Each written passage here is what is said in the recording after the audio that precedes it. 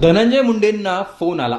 त्यांनी फोन उचलून चुकून लागला असं बोलताना शेजारी उभ्या व्यक्तीच्या हातातून कागद घेतला आणि फोनवर बोलताना चेहऱ्यासमोर आडवा धरला. धनंजय मुंडे परळीत त्यांच्या जगमित्र कार्यालयात आले तेव्हा काय काय घडलं पहा.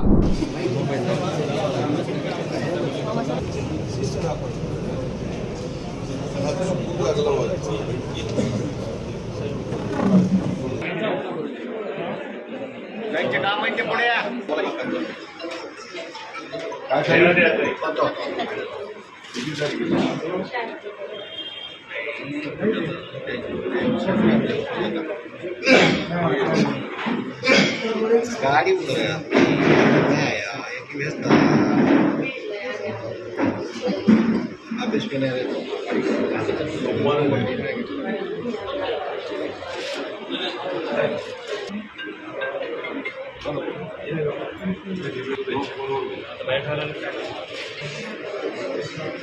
निघायचं पण चालू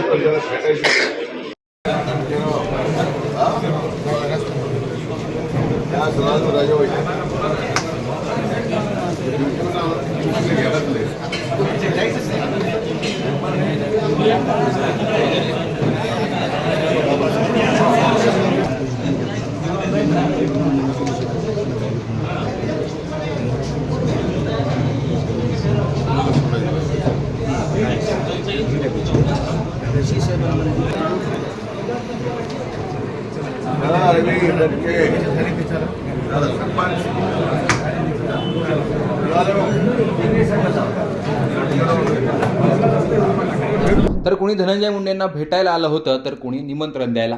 अनेक जण कामं घेऊन आले होते. त्यासाठी धनंजय मुंडे यांनी फोनाफोनी करत ती कामं मार्गीही लावली. कोणाच्या गालावरून हात फिरवला, कोणाला हात मिळवला तर कोणाच्या पाठीवर थाप मारलेली देखील पाहायला मिळाली. संतोष देशमुख हत्या प्रकरणात वाल्मिक कराडवर मोक्का लागल्याने धनंजय मुंडेंना मोठा धक्का बसला आहे. परळीमध्ये तणावाचं वातावरण आहे. त्यानंतर धनंजय मुंडे हे मुंबईहून परळीत आले. त्यांनी वैद्यनाथाची पूजा केली आणि थेट जगमित्र कार्यालयात ते गेले.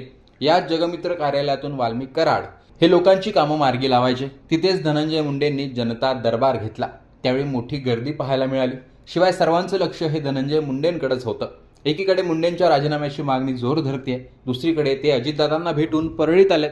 आता पुढे काय घडतं ते पाहणं महत्त्वाचं असणार आहे. आणि एकूणच धनंजय मुंडेंचं परळीत येणं, लोकांचं भेटणं आणि त्यांचे हावभाव याविषयी तुमचं मत कमेंट बॉक्समध्ये सांगा. लोकमतचं यूट्यूब चॅनल सबस्क्राईब केलं नसेल तर आठवणीने सबस्क्राईब करा.